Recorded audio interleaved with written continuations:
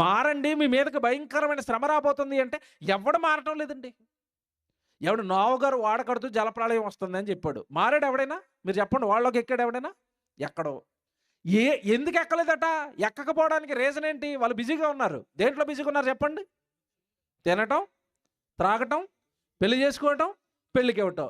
ఏమంటే వాళ్ళ కాలం మన కాలం ఒకటేనా? ఏమన్నా మారిందో మీరు చెప్పాలి నాకు. మారిందా? ఈరోజు మీ బంధువుల్లో పెళ్ళుంటే పెళ్ళికి మానేసి ప్రార్థనకు వస్తానన్న వాళ్ళు చేయొద్దండి.